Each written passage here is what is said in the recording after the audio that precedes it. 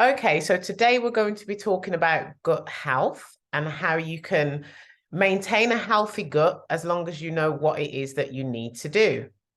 So when we look at the benefits of having a healthy gut, they vary because a healthy gut obviously helps because of our digestive system, how we absorb nutrients and foods, and also how our body is fueled in order to maintain a healthy body.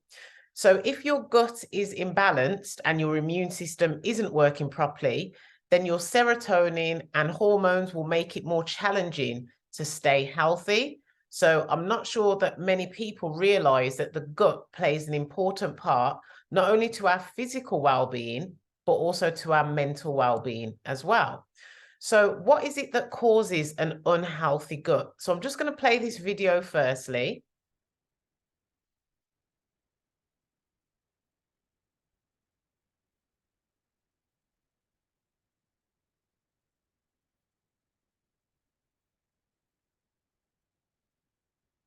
So as mentioned here, we can see that diet does play an important role in whether our gut is healthy or unhealthy. Now, when it comes to eating foods that we may feel are enjoyable to us, they may not be enjoyable to our gut. So a temporary satisfaction may cause long-term consequences. So you may have experienced this yourself just by having a source of food that you know necessarily isn't good for you, because you may have a gluten intolerance, you may have a wheat intolerance, but all you're telling yourself is, I'm just going to have one slice, or I'm just going to have one bite. But then what happens 4 or 5 hours later, you're suffering with the consequence. Also, the gut is also a factor from our lifestyle. How is it that we're treating ourselves? Are we getting in enough sleep? Are we moving? Are we exercising? All these play an important role. So if your sleep quality is poor and you're not getting in 6 to 7 hours of sleep, what happens is you're not allowing the body to digest the foods that you've had from the day before. So when you actually wake up after a 4 or 5 hour sleep, you're actually going to wake up bloated because you haven't really digested 24 hours of food. Then again, alcohol consumption. So a lot of people, even if they're only just drinking one glass of wine or only drinking on the weekend, just having fructose, which is sugars, in our body can also play a part in feeling bloated. So having alcohol doesn't necessarily cause any type of pain in our digestive system, but what will happen is that you will start to feel bloating, and then you will start to feel the effects the day after from having the alcohol. And again, this all plays a part in your mental well-being, as well as inactivity. So obviously a lot of the programs that I would program for a client would be mainly weight-based, because I do believe in weight training and resistant training, which helps to burn a lot of body fat and also sculpt the muscle. But just doing your training session alone is not going to help you get in your 8 to 10,000 steps. It's not going to help you to become active long term just because you've done a 1 hour workout. Now, obviously, I'm not going to start changing how I program a workout and put in loads of cardio, because cardio is something that you can incorporate throughout the day in different elements of the day, different phases of your day. You could do your workout in the morning, and then throughout the day, you're just generally active at work. Or you could do your workout, and then throughout the day, you block out a certain amount of time to go on a walk. So how you can get your cardio in can be structured at any point of the day. So I don't want you to confuse doing a weight training session with being active for your whole day. So you still want to be active, because this will help you not to get bloated and to have an unhealthy gut. So obviously the foods that we do play a part in gut bacteria. So here, obviously the video that I played, you could see the lady is eating a pizza, which we know is based with white wheat flour, which isn't the great source of carbohydrates, because complex carbohydrates and fibers is what we're looking for. That is not to say that you can't eat pizza, but I'm sure you've experienced the poor benefits from having pizza. So if you've had 4 or 5 slices of pizza, yes, it tasted great, but how do you feel after? You have to unzip your trousers because now you're starting to feel the effects of having the wheat and you're having the white flour, and obviously you're going to feel bloated. So let's look at now how we can look at the different tips of being unhealthy and what the common signs are of an unhealthy gut. So obviously gas and bloating is very common in having an unhealthy gut. So if you've eaten the wrong things, or like I said, if you haven't slept well enough, you will have the effects of feeling trapped wind. That's a big issue for people that have an unhealthy gut. And then obviously a lot of bloating. Now, just looking at the appearance of a stomach that is carrying a lot of visceral fat. Now, visceral fat is obviously the internal fat inside our stomach. So the foods that we eat do play a part in how much visceral fat we consume.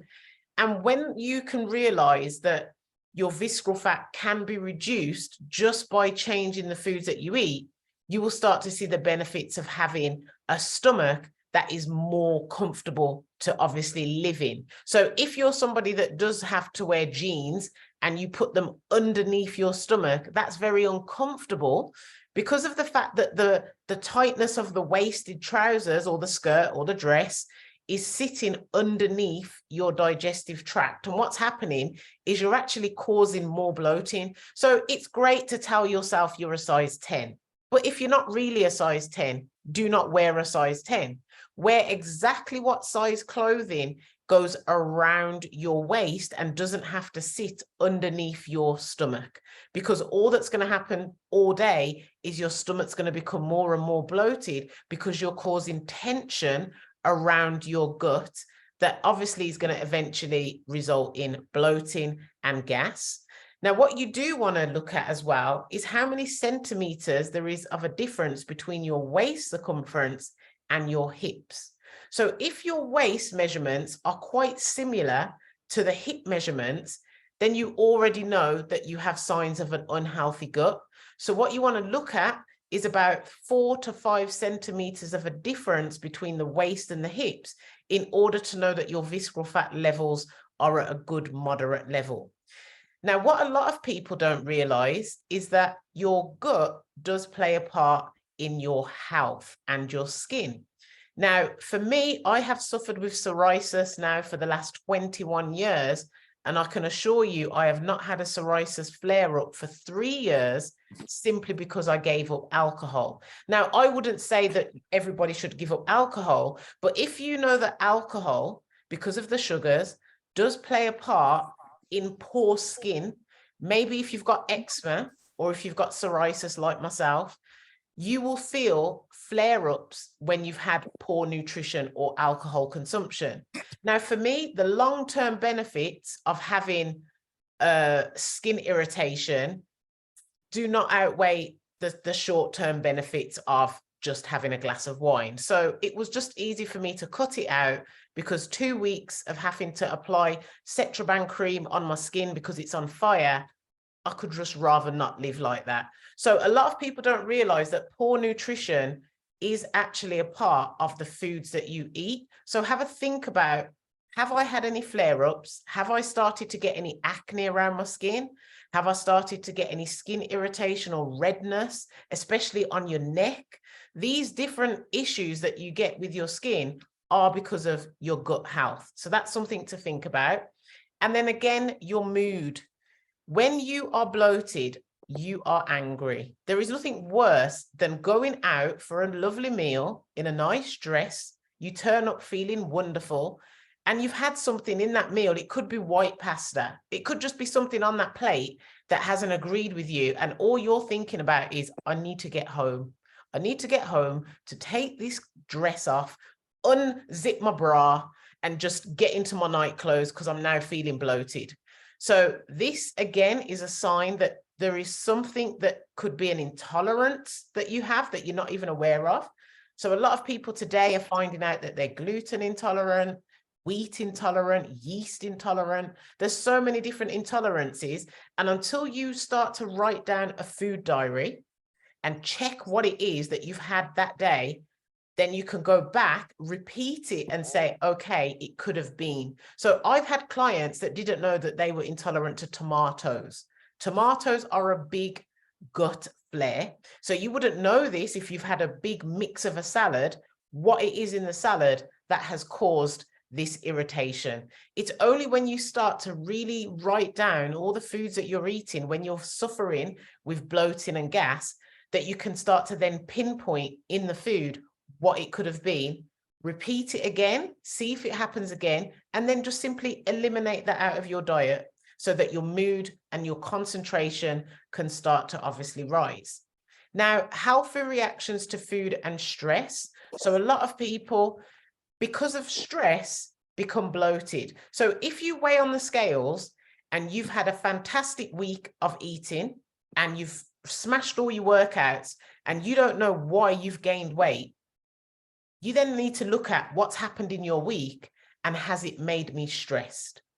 If it's made you stressed, then what it means is your stomach, your gut has reacted to that stress, and the only fight mode that it does is grow. So your stomach will start to bloat and feel a lot more gas and a lot more wind in your stomach just because of stress. So this is when I say taking time out for yourself at least once a day for 10 or 15 minutes. That could be reading your book. That could be just sitting in a bath. That could just be you getting away from emails, social media, whatever it is, just giving yourself time every single day for a short amount of time can just help you to lower those stress levels. So now we want to look at how we can have a healthy gut. So signs of a healthy gut then. Regular and pain-free bowel movement. If you're sitting on the toilet to open your bowels and you can be there for a long time, then there's a sign that there is something in your diet that needs to change. Going to the toilet should not be a long process, and it should not be quick process to the point where you feel like you have diarrhea, because then that is showing you that you have a gut problem as well. So you want to make sure that you're regular, that your bowel movement and your transit time is normal. And you also want to make sure that the foods you eat contribute to this. And that comes from obviously a good, colorful diet. That's your fruits, that's your vegetables, that's your fiber. If your plate has a lot of beige food and you're not really a vegetable person, what you need to start learning to do is incorporating smoothies into your diet, because you can have frozen fruits. You can now even buy frozen bags of vegetables that you can add into a smoothie. So it's purposely put into a smoothie bag for you to have as a vegetable drink. And it doesn't obviously taste like you're drinking vegetables. So this is just a good way to get more color into your diet if you're not somebody that likes to put the veg or the fruit on your plate. Then you want to think about your energy. Is your energy consistent? Are you somebody that gets up in the morning, feels energized, and then come the afternoon, you start to feel this tiredness or this dip? If so, then that is signs of a poor gut. Whereas if your energy is consistent, it proves that what you're eating throughout the day is good for your gut. So as long as your energy is consistent from morning till the evening, then what's going into your digestive system is obviously helping you to stay consistent with that energy. You want to be able to have a normal amount of gas and bloating. You should not be somebody who is very windy, somebody that's just always breaking wind, because then you need to look at what's in my diet that isn't quite balanced. You could be having an overconsumption of fruit or an overconsumption of veg or fiber. So there's a certain amount of grams of fiber that you should be having in your diet every day. If you're going over that consumption, then what tends to happen is you will start to feel that wind effect, or that you're constantly bloating. And then obviously healthy reactions to food is caused by stress as well. As long as you're not feeling too stressed, then it just proves that the way your body's reacting to the food is positive. So as long as you're eating the right meals, then your body will react in a positive way. Now, if you ever feel like there's something in your diet that you know you shouldn't have, but you want it anyway, but you know that when you have it, you're going to feel a certain way, then that's when there has to come a point where you say, I'm no longer having that. Because all it contributes to is you feeling more stressed, and obviously the consequences of the gut bacteria. And you need to start thinking about alternatives. So there are some people that love bread and can tolerate bread. And no matter even if they have bread every single day, they will not have any reaction to it. They will not bloat, and they're fine to do that. And there are some people that love bread, but they know when they have it, it makes them bloat. But guess what? They still have it anyway. So this is where you need to start thinking, is there something in my diet that I know that I probably do have too much of, or I do have every day, but I know I'm going to face consequences after doing it? What's the point? Because all it's going to lead to is you feeling like your results are going to be slower, because anybody who has an unhealthy gut is never going to have the stomach that they want, or they're never going to feel comfortable in the clothes because their gut is always bloated. So you may still be getting great results and you may still be smashing all your workouts, but you put on a dress and your stomach's sticking out, and how do you feel? You don't feel great at all. So therefore, you need to start thinking about foods that you can eliminate that you know are not good for you. And these don't have to be foods that are full of sugar. These don't have to be foods that you know are not going to help your diet. These are just simple foods that you may have an intolerance to, that are good for you, but they're good for people, but they're not good for you. You cut it out. That's the only thing you can do. I can't have chickpeas. I mean, chickpeas are not bad for nobody, but I can't have chickpeas. So just because something's good doesn't mean that it's good for you. So you have to think now, what is it that I need to cut out? And then we then look at how we can improve our gut health. So healthy diet, balance and moderation. So a healthy diet does not mean that you can't have the things that you love, but you've got to make sure that the things that you love are good for your gut. The reaction that you get from the foods that you love have to be a positive reaction to your gut. Otherwise, there is no point in having it. You also need to think about how big your portion size is. So if, like me, you grew up having a big Sunday dinner to the point where you felt like you was ready to go to sleep after it, is that really the way that you should portion out your food every single day? Well, no, because you already know the effects of doing that would cause you tiredness, bloating, possibly even weight fluctuations on the scale the following day, just because of the amount of food you consumed in one go. Doesn't allow your body to digest it accordingly because of the amount of food. So think about having smaller portions. And when we look at how many calories make up a meal, if you want to make your meal even more filling, just add more calories from veg, because there are really 0 calories in veg. I mean, a whole cucumber is 30 calories. Imagine cutting up a whole cucumber and putting it on your plate with your dinner. It would become filling, but it doesn't add to the calorie of the plate. So if you're thinking, right, I do need to reduce my meals, but I'm not going to feel satisfied by doing it, then all you need to do is add more food on the plate that comes from the veg, because the veg is so low in calorie, it's not going to do anything to the amount of calories on that plate. What you want to do as well is think about, how am I chewing? Am I somebody who is distracted by chewing and then looking at the TV, looking on my phone? Am I eating food and texting at the same time? Am I even aware of the food that's going in my mouth? And then before you know it, I look down and I think, did I have that last bite? I don't remember eating that last bite.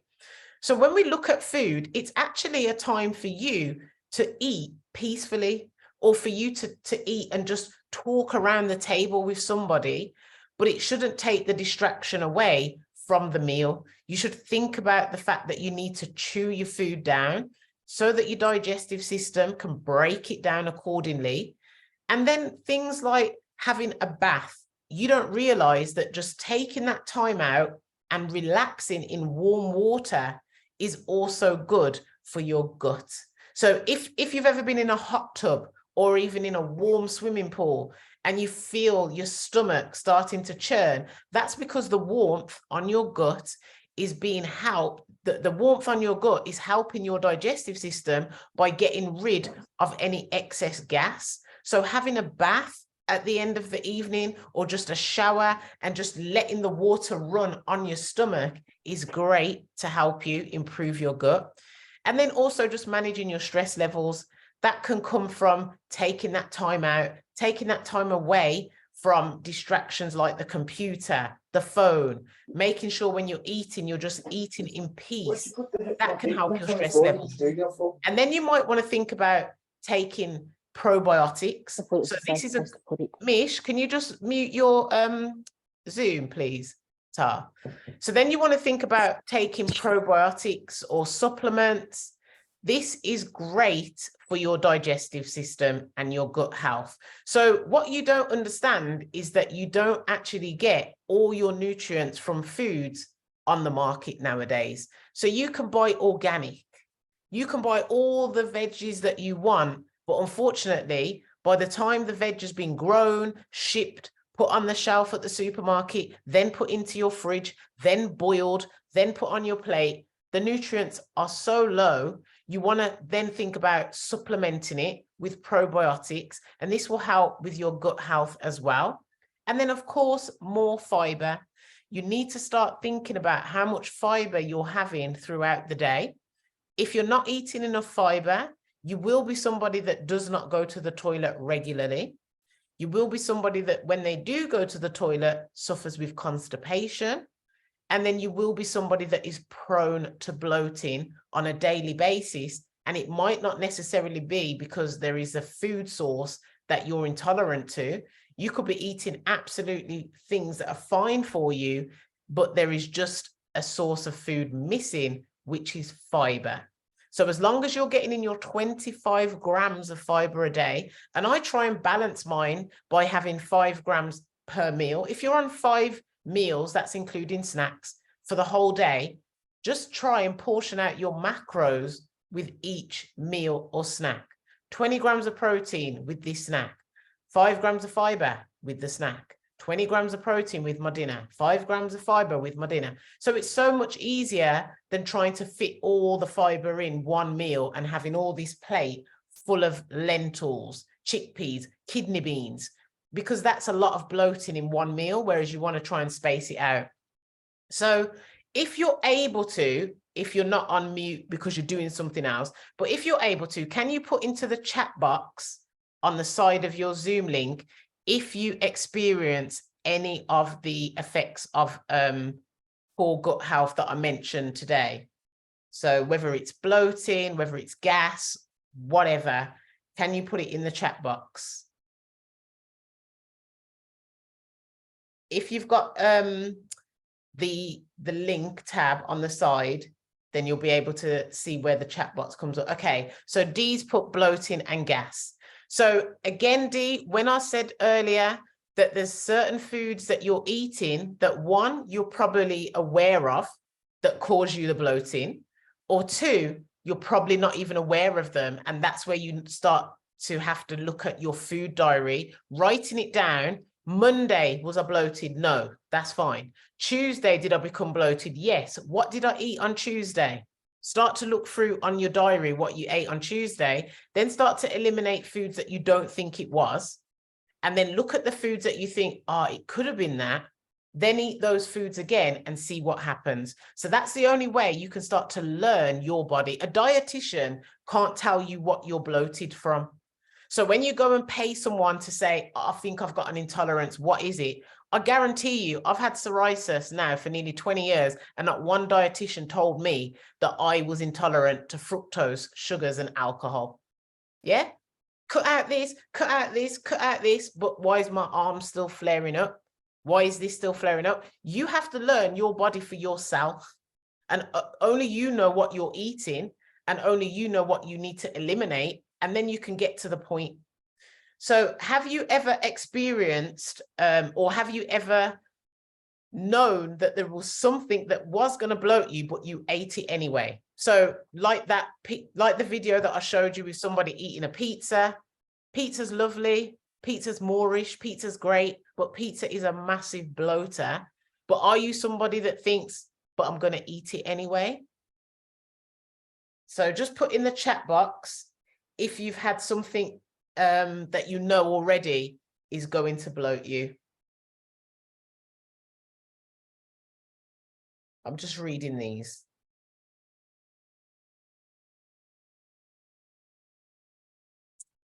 Okay, so white flour, absolutely. So pizza, I mean, unless you know of a restaurant or a takeaway that does a whole meal pizza, most pizzas are white flour. Bread, bagels, sourdough. There's so many sourdoughs on the market today, and only a couple are made with whole wheat. The rest of them, even if they look brown, they are made with white flour. So as much as people say, eat sourdough bread, it's good for you, they don't realize that a lot of sourdough is already made with white flour anyway, so it's still not good for you. So you have to really look at the ingredients at the back of all breads if you're somebody who gets bloated from breads. White bagels, yes, let's change the bagels. And there's also a bagel called a cinnamon and raisin. That is also very deceiving because it's brown. And why is it brown? Because of the raisins make the flour brown when it's obviously combined together. It is not brown wheat at all. So if you start thinking, I'm going to buy cinnamon and raisin bagels because it's brown, you're going to be fooled and you will start bloating. And you now need to start thinking about areas that you can improve on. And then also start tracking. Once you start improving your gut health, start tracking your mood. How has it made me feel this week eliminating this food source? How has it made me feel this week now starting to take 10 minutes away from the busy routine of life or the house, going into a different room and just having time for myself? How has it made me feel this week adding in more color to my food, my diet? My plate is no longer beige. So these are the things that we need to start doing so we can improve not only our physical health, but our mental health. So I'm just going to end that, and then you can have time for